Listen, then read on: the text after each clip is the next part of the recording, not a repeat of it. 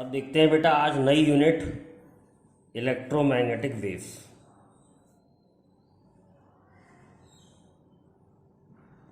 बहुत छोटी सी यूनिट है इलेक्ट्रोमैग्नेटिक वेव्स। मेनली इसके अंदर 3 टॉपिक हैं जो आपको समझने हैं, जिसमें से एग्जामों में क्वेश्चंस आते हैं। In electromagnetic waves electric and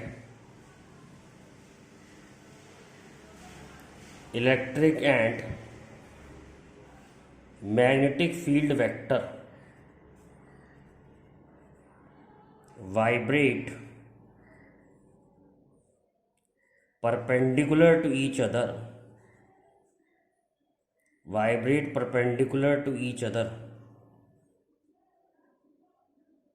and also perpendicular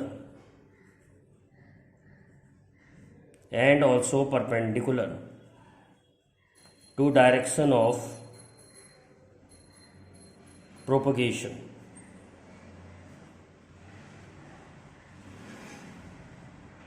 तो इलेक्ट्रोमैग्नेटिक वेव्स में एक इलेक्ट्रिक फील्ड का वेक्टर होता है, एक मैग्नेटिक फील्ड का वेक्टर होता है, और ये परपेंडिकुलरली वाइब्रेट करते हैं डायरेक्शन ऑफ प्रोपगेशंस के। डायग्राम से समझते हैं। ये जो है ये इलेक्ट्रिक फील्ड का वेरिएशन है, और ये जो है ये मैग्नेटिक फील्ड का वेरिएशन है। ये 3D में बनाया है मैंने डायग्राम।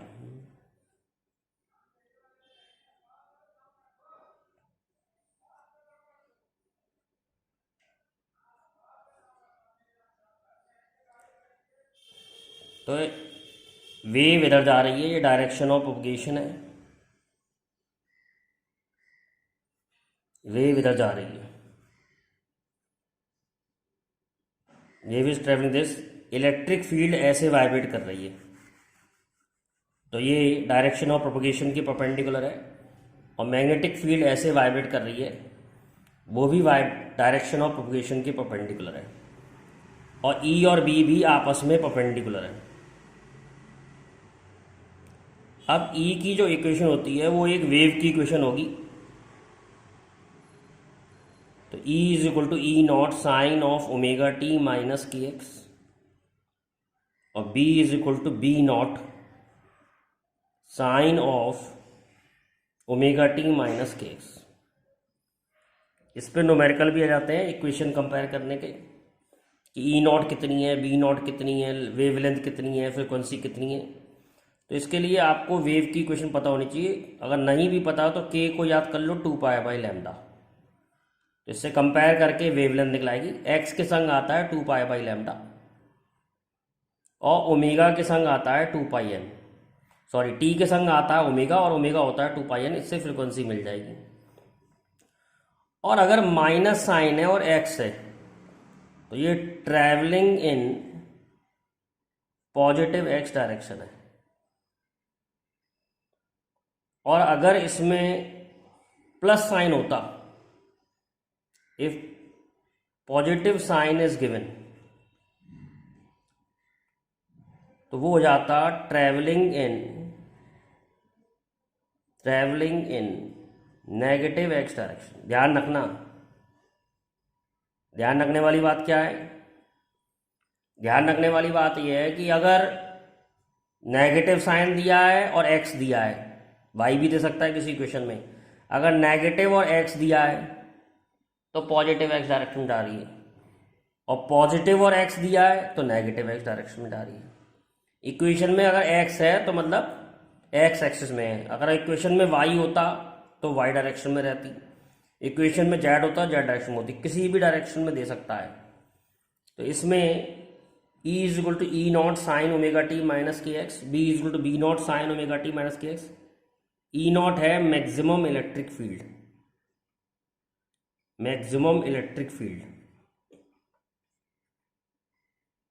और बी नॉट है मैक्सिमम मैग्नेटिक फील्ड। तो ये इक्वेशन जो है ये इलेक्ट्रोमैग्नेटिक वेव्स की है। इलेक्ट्रोमैग्नेटिक वेव्स इलेक्ट्रिक और मैग्नेटिक फील्ड का वेरिएशन होता है। तो अब हम इसकी प्रॉपर्टीज करेंगे। अब देखिए properties of EM wave. Properties of EM wave.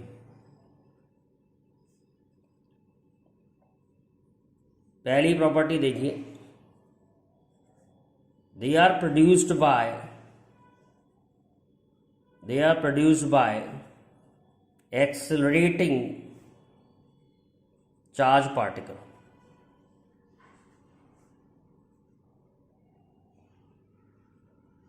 ये बहुत इंपॉर्टेंट पॉइंट है कि ये एक्सेलरेटिंग चार्ज पार्टिकल से निकलती हैं।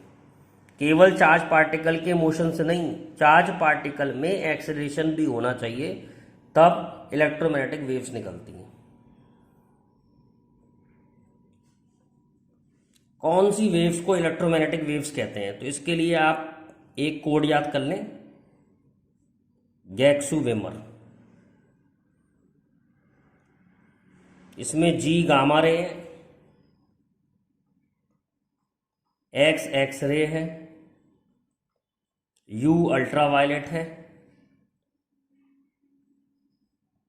वी विजिबल है, आई इंफ्रारेड है, एम माइक्रोवेव है और आर रेडियो वेव है। इस कोड को इसलिए याद करने को भी कह रहा हूं कि ये अरेंजमेंट है इनका इंक्रीजिंग ऑर्डर ऑफ वेवलेंथ, यानी सबसे ज़्यादा वेवलेंथ जो है वो रेडियो वेव की होगी और सबसे कम वेवलेंथ जो है वो गामा रेस की होगी, और जिसकी वेवलेंथ कम होगी उसकी फ्रिक्वेंसी ज़्यादा होगी। सबसे ज़्यादा फ्रिक्वेंसी गामा रेस की है और सबसे कम फ्रिक्वेंसी रेडियो वेव की है, क्योंकि वी होता है एन लैम्डा। तो फ्रीक्वेंसी और वेवलेंथ एक दूसरे के इनवर्स है। इनकी स्पीड 3 × 10⁸ होती है वैक्यूम में, एन लैम्डा। अगर फ्रीक्वेंसी मालूम हो तो वेवलेंथ निकाल सकते हैं, एन फ्रीक्वेंसी है और लैम्डा वेवलेंथ है, और वेवलेंथ मालूम है तो फ्रीक्वेंसी निकाल सकते हैं। तो ये फॉर्मूला जो है आगे काम आएगा आपके, बहुत इंपॉर्टेंट फॉर्मूला है। इन वेव्स की खास बात ये होती है, they can travel in vacuum. They can travel in vacuum. ये वैक्यूम में चल सकती हैं। इलेक्ट्रोमैग्नेटिक वेव्स ऐसी वेव होती हैं जो वैक्यूम में चल सकती हैं। चौथा, they travel with speed of light, that is 3 × 10⁸ metre per second in vacuum. Vacuum में ये लाइट की स्पीड से चलती हैं, 3 × 10⁸ मीटर/सेकेंड।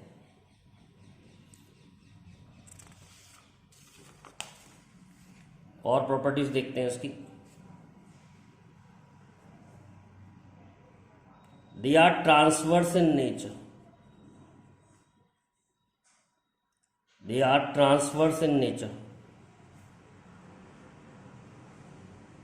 because electric and magnetic field vector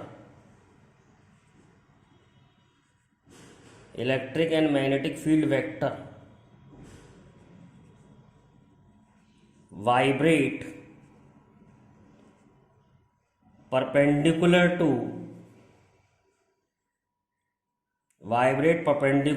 direction of propagation। ये हमने आपको पहले भी बताया था कि जो इलेक्ट्रिक फील्ड होती है, ये देखिए इलेक्ट्रिक फील्ड जो है वो ऐसे ऐसे वाइब्रेट कर रही है और जा वेव इधर रही है। इसका मतलब है डायरेक्शन ऑफ मोशन के परपेंडिकुलर इलेक्ट्रिक फील्ड है और डायरेक्शन ऑफ मोशन के परपेंडिकुलर ही मैग्नेटिक फील्ड है। तो जब वाइब्रेशन डायरेक्शन ऑफ मोशन के परपेंडिकुलर होते हैं, ऐसी वेव्स को हम ट्रांसफर करते हैं, तो इलेक्ट्रोमैग्नेटिक वेव भी तुम्हारी ट्रांसवर्स है।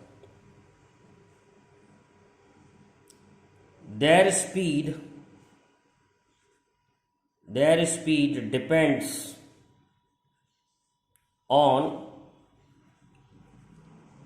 electric and magnetic properties। इनकी जो स्पीड होती है वो इलेक्ट्रिक और मैग्नेटिक प्रॉपर्टीज पर डिपेंड करती है। वैक्यूम में ये स्पीड होती है 1/μ0 एप्सिलॉन नॉट। म्यू नॉट होता है परमेबिलिटी ऑफ फ्री स्पेस,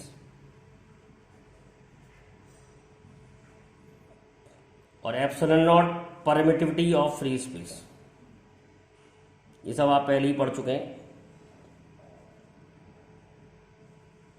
एक आपने पढ़ा था मैग्नेटिक में, एक आपने पढ़ा इलेक्ट्रोस्टैटिक में। किसी मीडियम में स्पीड जो होगी वो होगी म्यू एप्सिलॉन, 1/√μ एप्सिलॉन, जिसमें म्यू है परमेबिलिटी ऑफ मीडियम और एप्सिलॉन है mu epsilon, sorry epsilon not नहीं है, एप्सिलॉन है। एप्सिलॉन है परमिटिविटी ऑफ मीडियम।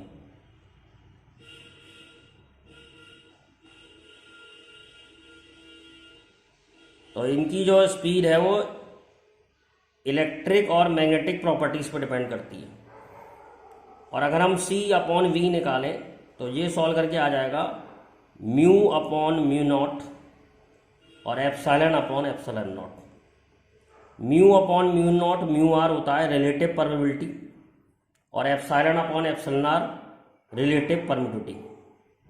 तो μr है relative permeability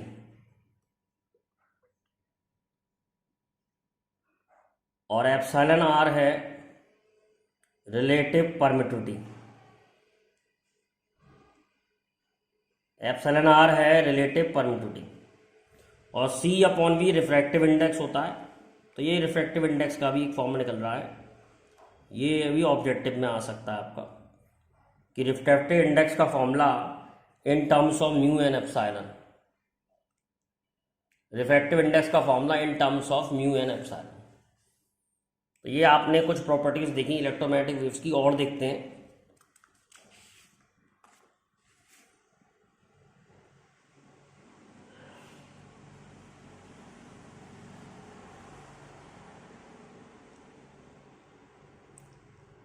energy is divided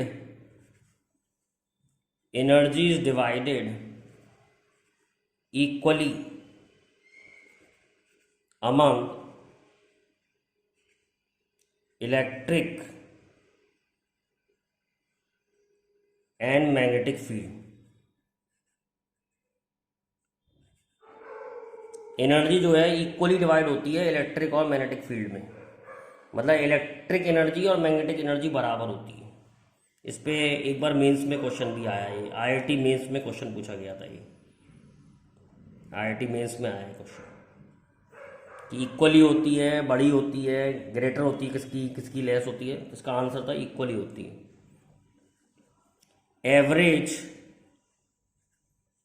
average electric energy density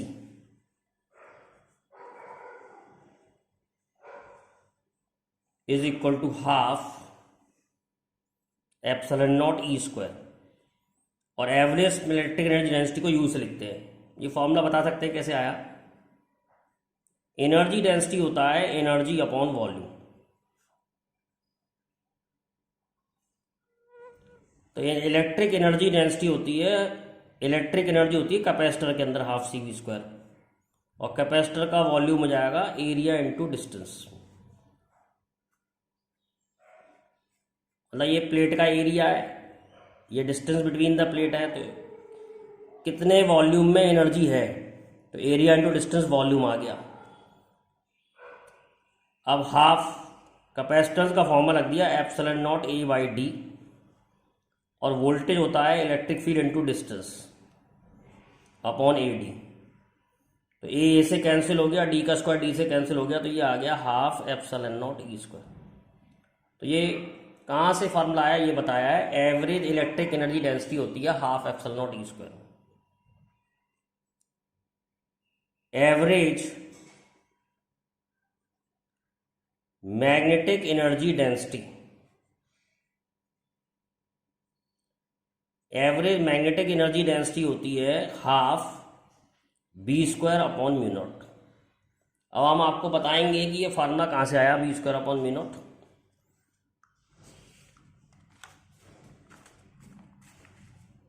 देखिए, एनर्जी डेंसिटी होती है एनर्जी अपॉन वॉल्यूम, और एनर्जी मैग्नेटिक एनर्जी का फॉर्मूला होता है हाफ एल आई स्क्वायर, और वॉल्यूम होगा एरिया इंटू लेंथ। मतलब एक कॉइल है, इसके अंदर मैग्नेटिक एनर्जी स्टोर है, तो वॉल्यूम हो गया एरिया इंटू लेंथ, और एल इसका सेल्फ इंडक्टेंस हो गया, कोएफिशिएंट ऑफ सेल्फ इंडक्टेंस। तो कोएफिशिएंट ऑफ सेल्फ इंडक्टेंस जो है वो होता है mu naught N upon L I solenoid का। Mu naught N A by L, N square A by L, mu naught N square A by L I का square divide by A L. Self inductance का formula होता है solenoid का mu naught N square A by L. ये यहाँ रख दिया है, ए से कैंसिल हो जाएगा, तो यू आ जाएगा half mu naught N square I square upon L square. अब म्यू नॉट से मल्टीप्लाई कर लिया, म्यू नॉट से डिवाइड कर लिया, तो ये हो जाएगा mu naught square N square I square upon L square divide by mu naught. Mu naught से मल्टीप्लाई, म्यू नॉट से डिवाइड। अब ये फार्मूला जो होता है बी का फार्मूला होता है mu naught N I by L, तो इसका स्क्वायर है ये, तो यू को लिख सकते हैं B square upon mu naught, और हाफ तो है ही। इतने हिस्से को मैंने बी स्क्वायर लिख दिया है, बी स्क्वायर, ये बी की वैल्यू है, सोलेनॉइड की बी की वैल्यू है। तो मैग्नेटिक एनर्जी डेंसिटी का फॉर्मूला होता है B square upon two mu naught. तो एनर्जी डिवाइडेड होती है equally between electric and magnetic field. एक प्रॉपर्टी और देखते हैं, E naught maximum electric field upon maximum magnetic field speed of light के बराबर होता है। इसका प्रूफ नहीं बता रहे हैं, प्रूफ इंपॉर्टेंट नहीं है, पर ये फार्मूला बहुत इंपॉर्टेंट है। ई नॉट अपॉन बी नॉट सी होता है। कुछ क्वेश्चनों में क्या करेगा, ई नॉट दे देगा और बी नॉट पूछ लेगा, या बी नॉट दे देगा या ई नॉट पूछ लेगा, और सी तो तुम जानते ही हो 3 × 10⁸ मीटर पर second.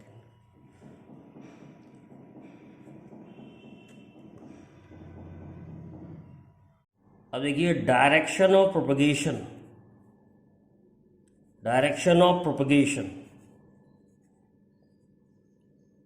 Is given by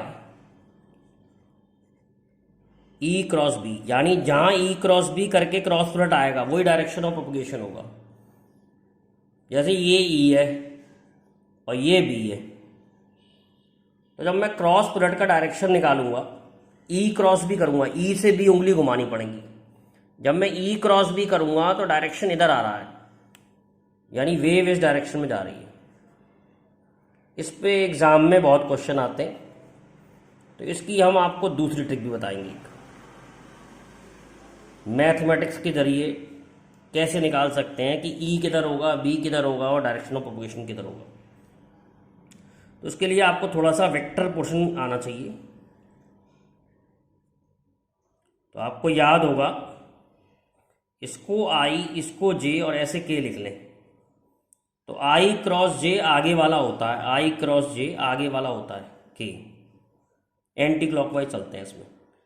J cross ए आगे कौन आ रहा है, आई, और के क्रॉस आई आगे कौन आ रहा है, जे। सिमिलरली उल्टा चले, के क्रॉस जे मतलब क्लॉकवाइज चले तो माइनस आई होगा, जे क्रॉस आई माइनस के होगा और आई क्रॉस के माइनस जी होगा। तो इस पे एक क्वेश्चन या दो क्वेश्चन आप निकाल सकते हैं। सपोज इलेक्ट्रिक का जो वेक्टर है वो दे रखा है जेड एक्सिस और मैग्नेटिक फील्ड का वेक्टर दे रखा है एक्स एक्सिस। तो डायरेक्शन ऑफ प्रोपगेशन पूछा है, तो आपको क्या करना है, ई क्रॉस बी करना है। तो ये जेड एक्सिस यानी कि और मैग्नेटिक फील्ड का वेक्टर आई, एक्स एक्सिस यानी आई, तो के क्रॉस आई कितना आया, जे। तो जे हो गया बेटा डायरेक्शन ऑफ प्रोपगेशन, जे हो गया डायरेक्शन ऑफ प्रोपगेशन। तो जे हो गया हमारा डायरेक्शन ऑफ प्रोपगेशन। इस तरीके से आप ई क्रॉस बी करके डायरेक्शन ऑफ प्रोपगेशन निकाल सकते हैं। एक उल्टा सवाल भी आता है, if EM waves is traveling in negative y direction, where is E and B? अब हमें मालूम है E cross B direction of propagation बताता है, E cross B direction of propagation बताता है। अब डायरेक्शन ऑफ प्रोपगेशन दे रखा है नेगेटिव वाई एक्सिस यानी कि माइनस जे। अब आपको दो वेक्टर ऐसे खोजने हैं जिन्हें मल्टीप्लाई करने पे माइनस जे आता हो।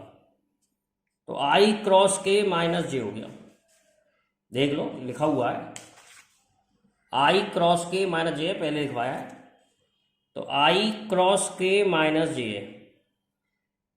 तो इससे पता लग गया कि इलेक्ट्रिक फील्ड का जो वेक्टर है वो आई हो गया और मैग्नेटिक फील्ड का जो वेक्टर है वो के हो गया, यानी इलेक्ट्रिक फील्ड एक्स एक्सिस में हो गई और मैग्नेटिक फील्ड जेड एक्सिस में हो गई।